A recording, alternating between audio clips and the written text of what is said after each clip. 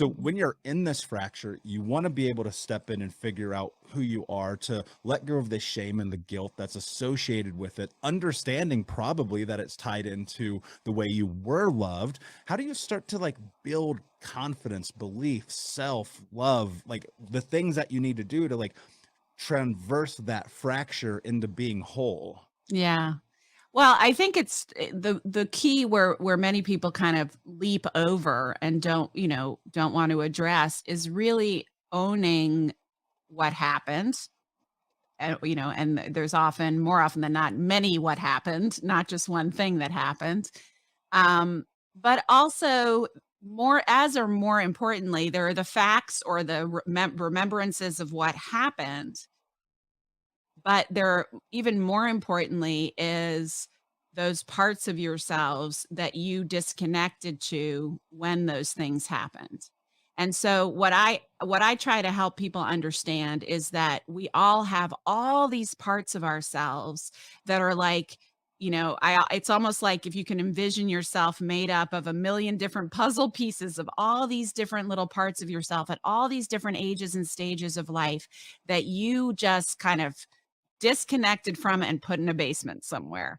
And we spend our lives not wanting to, just like when I was a kid, when most people are kids, there was that dark, scary basement in your grandma's house or something, and you kind of run by. No one wants to go near there. God forbid you got to go down there and get something. It's really scary. There are monsters in the basement.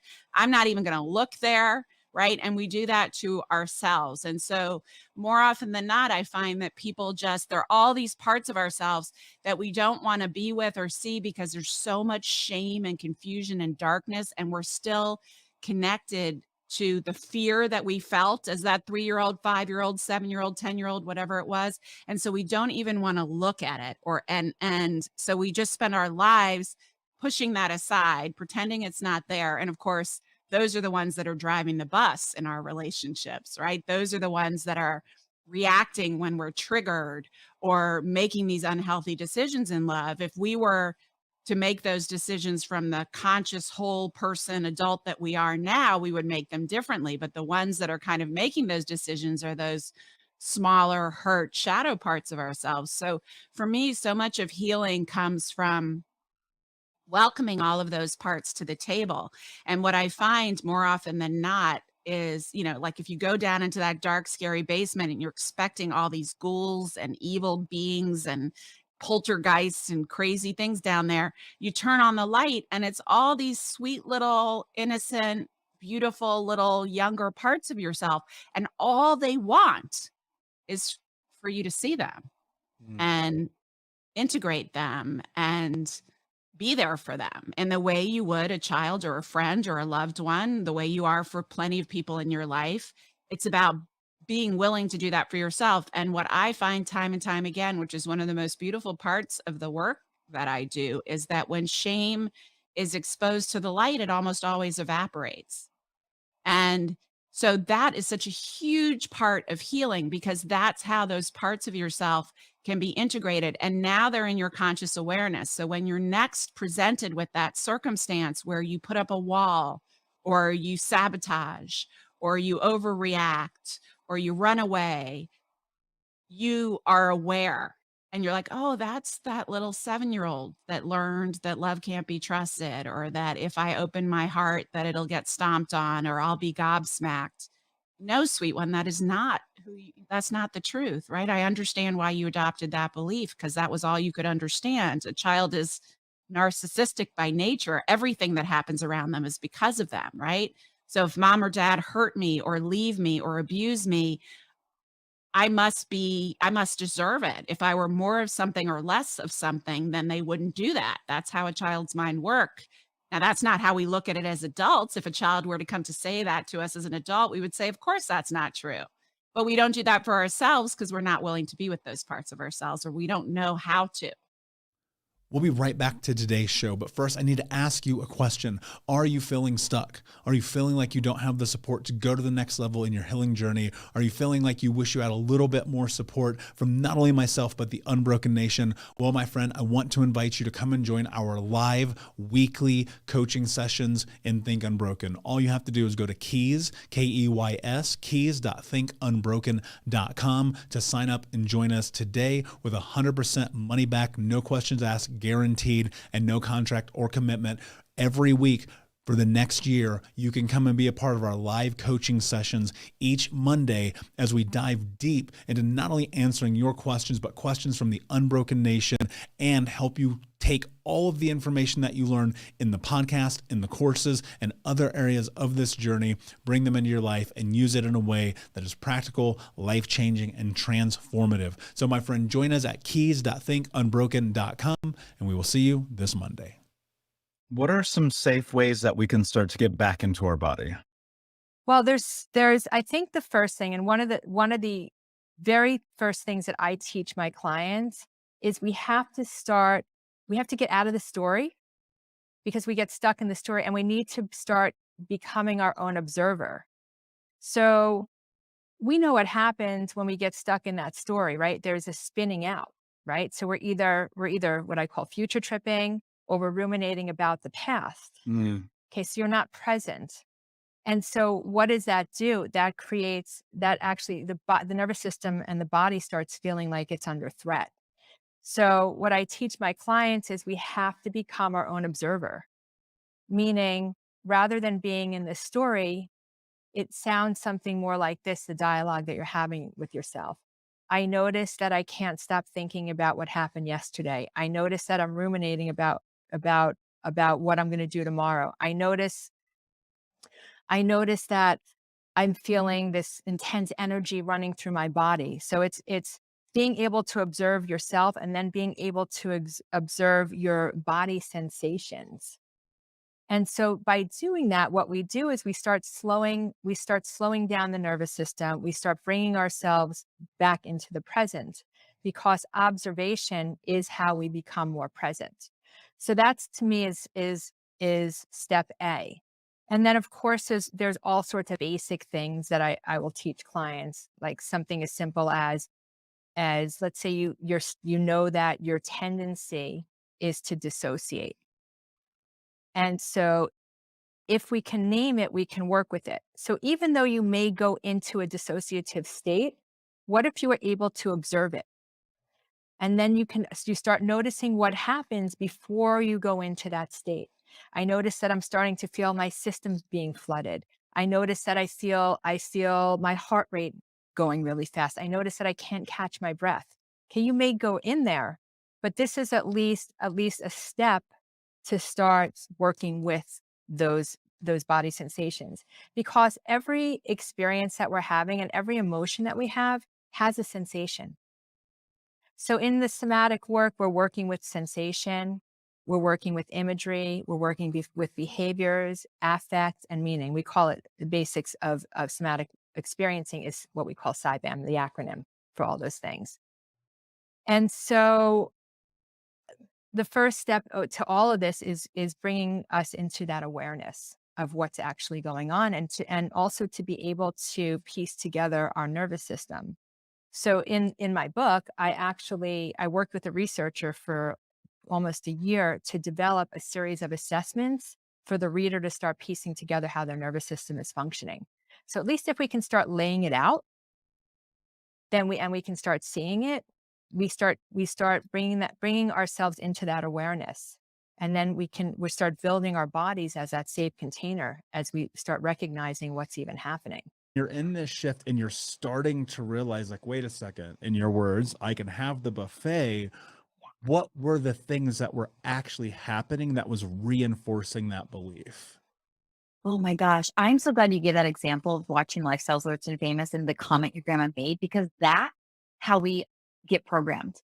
Without even realizing we're being programmed as kids, these little things that our family or friends or people in society say. My dad was the same way, where it's just like, to be rich is to be gross.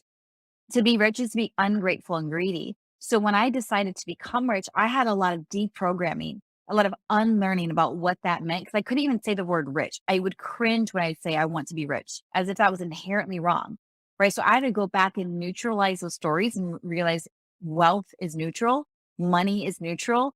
It doesn't change you. It amplifies who you really are. So if you're greedy, you just have more to be greedy with.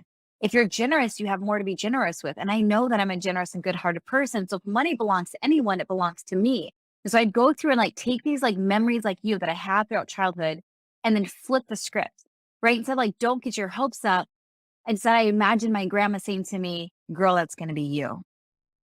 And like retelling the story where it infused me with belief, infused me with power, infused me with hope versus feeling crapped on and small and silly for having these desires to be rich and famous, which is exactly what I've always wanted to be. And to finally have a taste of it in my current life feels so good because I feel like my outsides match my inside. My insides have always known what I've wanted. My external circumstances just never reflected it back to me. It reminds me of Lady Gaga when she like first went viral and was becoming famous, and she was being interviewed and they said, how does it feel to be famous? And she said, oh, I've always been famous. You're just now catching on. And I was like, yes, that's it. Like those of us who know we're meant to be great, successful, famous, wealthy, rich beyond reason, whatever I think, we know from such an early age, and we have all these people around of us who don't want us to get hurt, who don't want us to be disappointed. So they crap on our dreams and our desires to try to keep us safe, but trying to keep us safe keeps us small.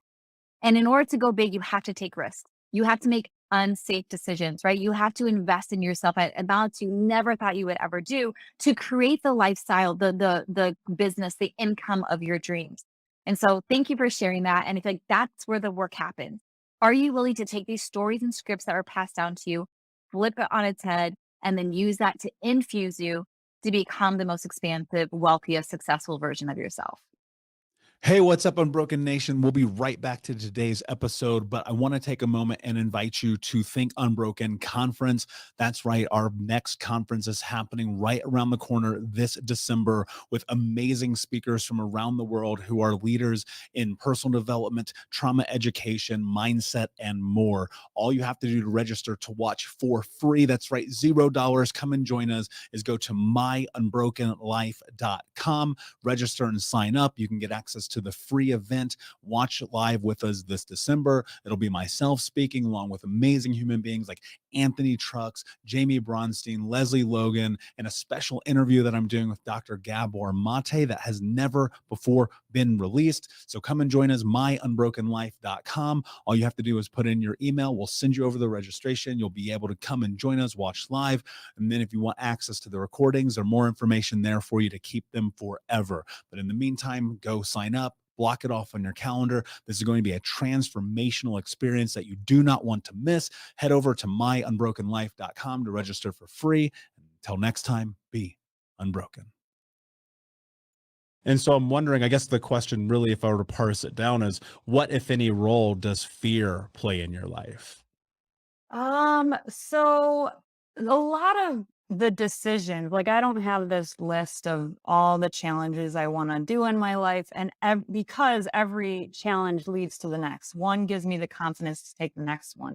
I am very upfront and honest. Last year, I attempted and succeeded at a Guinness World Record for the most ultra marathons run in a row. So it was 11 days of running a ultra marathon every day. And I was, one of my posts beforehand was like, this is going to be a grand adventure or an epic catastrophe. Let's find out together. And so I have so much humility and like respect for endurance. And I could run 100 miles and do a bunch of these races, and I will go into it being like, anything could happen.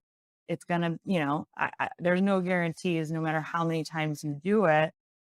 So, I mean, I guess there's not that much fear because there's not much to lose if your identity isn't what you accomplish or achieve. Like in my 20s, I'm 30 now. In my 20s, I thought my identity and all my worth came in what I accomplished, how many people I helped to get clean water, and that was it. And so I think because faith is a part of my story now, I am so much more free to do things without worrying about failure because it's not like, God already knows what he made me capable of doing. And so it's not like he's going to be disappointed if I don't reach some kind of personal goal, because he already knew. And it's just using what you have. Hey, Unbroken Nation, we'll be right back to the show, but I wanted to let you know that you can grab a copy of my first book, Think Unbroken, Understanding and Overcoming Childhood Trauma,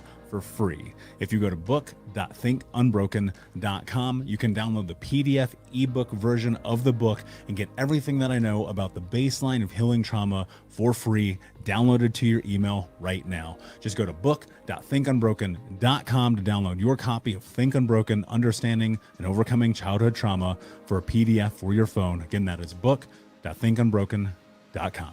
So, what's the big deal about, that I think the biggest fear is usually failure. And what's the big deal if your identity doesn't change, whether you fail or succeed? But I think a lot of these challenges have to do with a calling. And I know, I'm very like logic based, so I need to break down what that means. For me, a calling means something that like, I'm drawn to. It's the thing I want to like, I research, I spend my time reading about, I talk to people about, the thing I wonder about, like whether you're in the shower, just going on the walk, like what is that thing that you are just drawn to, like, and you want to know and you're curious about. And so I think that is more the driver. And I guess one of the other like fears that I have is, I think it would be looking back. Like the greatest fear I have is like looking back, say I'm 80 years old, looking back at my life and just being filled with what ifs and if onlys, and looking back and wondering, what would my life feel like if I lived the life I was called to, if I lived the life I was meant to. And that's it. We don't need people running more marathons, but we do need people to live the lives that they were meant to and they were called to, and show up to be their best. And so my greatest fear is that. And so in some ways, I guess that is a fear that drives me. Hey, Unbroken Nation, we'll be right back to the show, but I wanted to let you know that you can grab a copy of my first book, Think Unbroken, Understanding and Overcoming Childhood Trauma, for free. If you go to book.thinkunbroken.com, you can download the PDF ebook version of the book and get everything that I know about the baseline of healing trauma for free, downloaded to your email right now. Just go to book.thinkunbroken.com to download your copy of Think Unbroken, Understanding and Overcoming Childhood Trauma for a PDF for your phone. Again, that is book.thinkunbroken.com. Thank you so much for listening to Think Unbroken. Please share this episode with someone who could use it and help us move forward in our mission of ending generational trauma in our lifetime. And if you would, please take 5 seconds to pop on iTunes or Spotify, hit that 5-star, leave a review, and you can also reach out to us on social at Michael Unbroken or at Think Unbroken. And of course, you can check out our YouTube channel at Think Unbroken. Thank you for being a part of Unbroken Nation, my friends, and until next time, be unbroken.